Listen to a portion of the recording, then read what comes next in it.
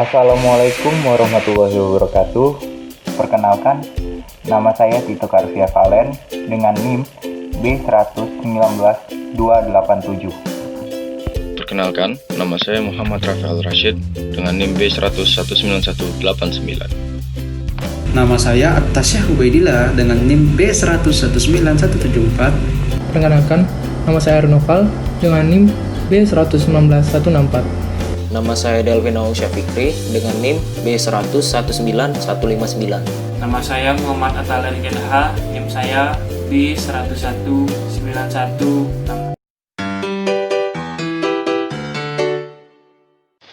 Baiklah, nama saya Muhammad Rafael Rashid. Dalam video ini saya akan menjelaskan latar belakang dibentuknya Undang-Undang ITE. Check it out. Pemanfaatan teknologi informasi, media, dan komunikasi telah mengubah baik perilaku masyarakat maupun peradaban manusia secara global. Perkembangan teknologi informasi dan komunikasi telah pula menyebabkan hubungan dunia menjadi tanpa batas. Latar belakang lahirnya Undang-Undang ITE di Indonesia. Yang pertama, Presiden mengeluarkan undang-undang ini untuk kepentingan dan kesejahteraan rakyat Indonesia dan luar Indonesia. Dalam pasal-pasal yang menjelaskan memberikan rasa aman dan mencerdaskan kehidupan bangsa. Yang kedua ialah semakin berkembangnya kejahatan dalam masyarakat, sehingga hukum juga harus berkembang agar fungsinya sebagai pemberi rasa aman dapat terpenuhi. Dengan adanya undang-undang ini, maka diharapkan masyarakat takut untuk melakukan kesalahan. Permasalahan hukum yang sering kali dihadapi adalah ketika terkait dengan penyampaian informasi, komunikasi, dan transaksi secara elektronik, khususnya dalam hal pembuktian dan hal yang terkait dengan perbuatan hukum yang dilaksanakan melalui sistem elektronik. Undang-Undang Informasi dan Transaksi Elektronik atau Undang-Undang ITE yang diberlakukan sejak April 2008 merupakan terobosan bagi dunia hukum di Indonesia. Karena untuk pertama kalinya, dunia maya di Indonesia mempunyai perangkat. Karena sifatnya yang berisi aturan main di dunia maya, Undang-Undang ITE ini juga dikenal sebagai cyber law.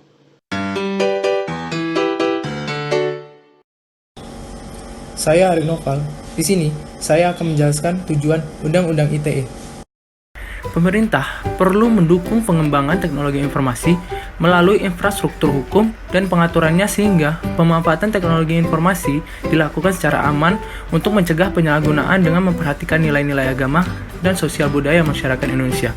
Secara ringkasnya, Undang-Undang ITE bertujuan untuk mengoptimalkan pembangunan teknologi informasi sehingga pemanfaatannya dilakukan secara aman untuk mencegah berbagai penyalahgunaan persebaran informasi dengan memperhatikan nilai-nilai agama dan sosial budaya masyarakat, sehingga diperlukannya infrastruktur hukum untuk meregulasi dan mengelola informasi dan transaksi elektronik.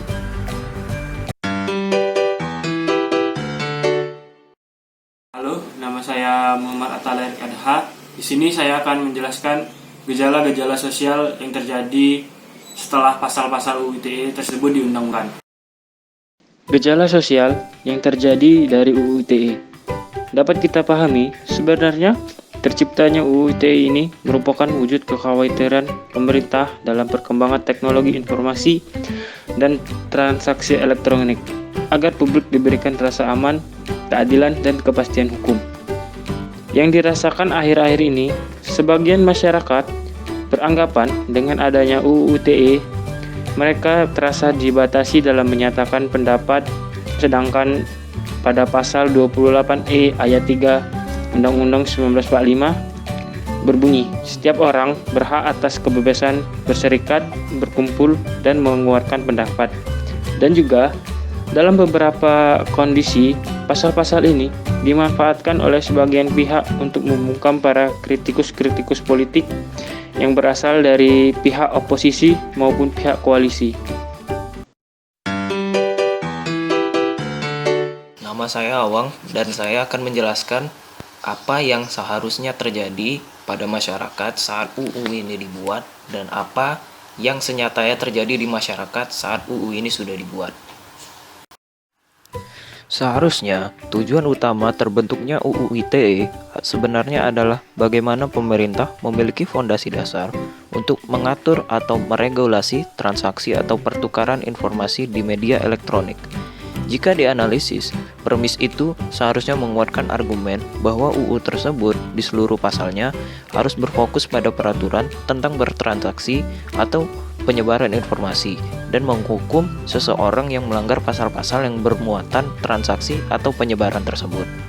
Tapi, senyatanya yang terjadi di masyarakat, justru pasal-pasal tersebut lebih condong untuk menjerat seseorang yang berada dalam suatu informasi, baik itu video maupun foto. Contohnya pada kasus BTP. Jika ia terjerat dengan pasal 28 UU ITE, seharusnya pasal tersebut menjerat pengedar atau penyebar video tersebut sebagai aktor yang melakukan transaksi atau pertukaran informasi di media elektronik, bukan BTP sebagai aktor yang tidak terindikasi dalam penyebaran atau transaksi video tersebut. Saya Atasyah Ubaidillah, saya akan menjelaskan pro dan kontra terhadap Undang-Undang ITE dan apakah efektif atau tidak undang-undang ini. Undang-Undang ITE dinilai mempunyai sisi positif dan negatif. Positifnya apa? Yaitu, undang-undang ini dapat mengantisipasi kemungkinan penyalahgunaan internet yang merugikan. Yang kedua, memberikan perlindungan hukum terhadap transaksi dan sistem elektronik, serta memberikan perlindungan hukum terhadap kegiatan ekonomi, misalnya transaksi dagang. Undang-undang ini juga memberikan solusi untuk meminimalisir penyalahgunaan internet. Walaupun Undang-Undang ITE memiliki banyak dampak positif, namun Undang-Undang ITE juga memiliki dampak negatif. Undang-Undang ITE dianggap oleh banyak pihak bahwa undang-undang tersebut membatasi hak kebebasan berekspresi, mengeluarkan pendapat, dan menghambat kreativitas dalam berinternet. Padahal sudah jelas bahwa negara menjamin kebebasan setiap warga negara untuk mengeluarkan pendapat. Lalu, apakah Undang-Undang ITE ini sudah efektif? Menurut kami, undang-undang ini sudah efektif, hanya saja penerapannya saja yang sering digunakan sebagai senjata untuk menjebak lawan politik dan sering dimanfaatkan oleh pejabat sebagai undang-undang karet. Undang-undang ini sering digunakan untuk membungkam orang-orang yang kritis dengan alasan pencemaran nama baik. Harusnya, makna penghinaan dan pencemaran nama baik harus diberi batasan yang jelas agar mendapat kepastian hukum yang jelas pula. Baiklah, nama saya Tito Karvia Valen. Di sini saya akan menyimpulkan pembahasan pada materi kami. Nah, dalam pembahasan kali ini, kami menyimpulkan bahwa untuk mengoptimalkan laju perkembangan informasi yang begitu pesat sebagai dampak globalisasi secara universal, pemerintah bergerak cepat untuk membentuk Undang-Undang Informasi dan Transaksi Elektronik atau yang biasa kita kenal dengan UU ITE. UU ITE ini berfungsi sebagai regulasi untuk mendukung sekaligus mengatur persebaran informasi dan kegiatan transaksi secara online, sehingga informasi tersebut dapat diuji kebenarannya dan sesuai dengan sosial, budaya, dan agama di Indonesia.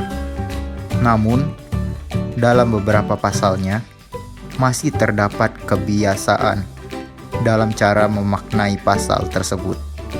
Karena redaksi yang membentuk pemahaman yang multitafsir. Terkhususnya pada pasal 27 ayat 3 Undang-Undang ITE dan pasal 28 Undang-Undang ITE.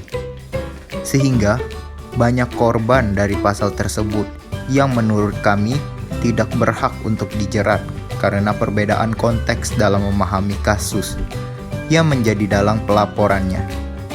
Sehingga kami merekomendasikan untuk menambah beberapa penjelasan atau justru menghapus pasal tersebut